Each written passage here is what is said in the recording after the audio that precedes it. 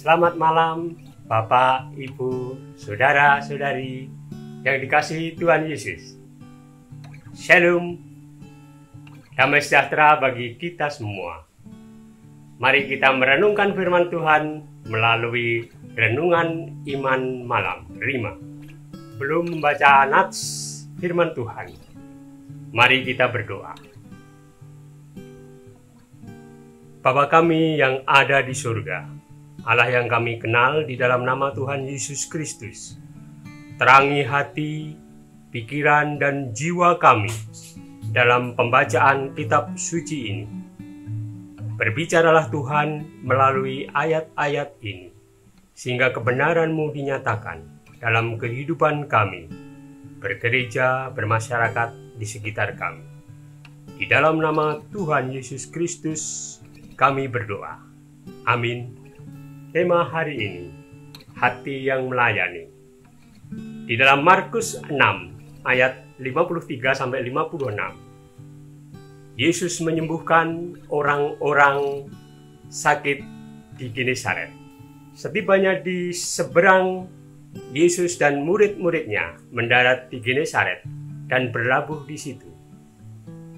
Ketika mereka keluar dari perahu, orang segera mengenal Yesus. Maka berlari-larilah mereka ke seluruh daerah itu dan mulai mengusung orang-orang sakit di atas tilamnya kepada Yesus, di mana saja kabarnya ia berada. Kemanapun ia pergi, ke desa-desa, ke kota-kota, atau ke kampung-kampung, orang meletakkan orang-orang sakit di pasar dan memohon kepadanya supaya mereka diperkenankan hanya menjamah jumbai jubahnya saja, dan semua orang yang menjamahnya menjadi sembuh. Sampai sejauh ini pembacaan firman Tuhan. Bacaan hari ini menyatakan bahwa Yesus dan murid-muridnya tidak berhenti bergerak, melayani dari satu tempat ke tempat lain.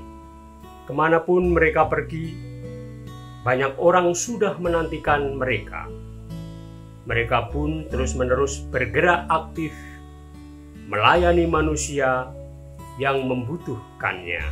Tuhan Yesus mengajar dan melayani di mana saja, di kampung, di desa, di kota, di pasar, dan di tempat lain-lain yang mungkin tidak nyaman bagi sebagian orang, termasuk juga pelayan Tuhan. Tuhan Yesus menyatakan kuasa-Nya kepada semua orang yang datang kepadanya. Bahkan lewat jumbai jubahnya pun kuasa-Nya menyembuhkan orang-orang yang sakit. Tuhan Yesus ingin menyatakan kasih dan kuasa-Nya melalui setiap orang. Mungkin kita tidak dipanggil untuk berkeliling, memberitakan kabar baik, dan menyatakan kuasa kasih-Nya. Akan tetapi, setiap kita pasti dipercayakan pelayanannya. Maukah kita memiliki hati Kristus dengan setia melayani Dia dimanapun Tuhan ditempatkan, dengan bentuk pelayanan apapun yang Tuhan percayakan kepada kita? Contoh kehidupan gereja mula-mula, para rasul mewujud nyatakan kuasa kasih Kristus dalam kehidupannya.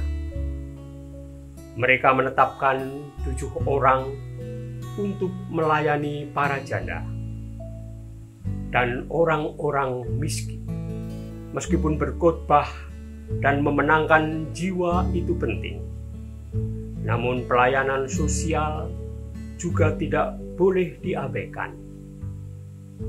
Allah memperhatikan, peduli terhadap kaum yang disingkirkan dan dianggap remeh seperti para janda, fakir, miskin. Kalau gereja memperhatikan mereka bukan karena mereka beramal supaya mendapatkan keselamatan sebagaimana yang dilakukan oleh saudara-saudara kita yang lain, tetapi karena ini adalah perintah Tuhan, sekaligus bukti bahwa kasih Allah yang ada di dalam hati kita salurkan kepada orang lain. Amin. Mari kita berdoa. Bapa yang Maha Kasih, kami bersyukur kepada Tuhan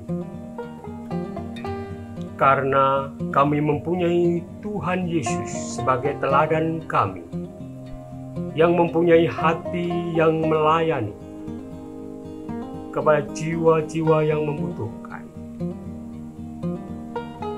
bahkan rela berkorban dirinya untuk orang-orang lain yang membutuhkan. Beri kami hati yang peduli, beri kami hati yang rela berkorban, hati yang bisa ikut merasakan dan tersentuh dengan penderitaan orang lain, hati yang berempati dengan kondisi masyarakat sekitar dan lingkungan kami. Terima kasih Tuhan, di dalam nama Tuhan Yesus Kristus, doa ini kami panjatkan. Amin.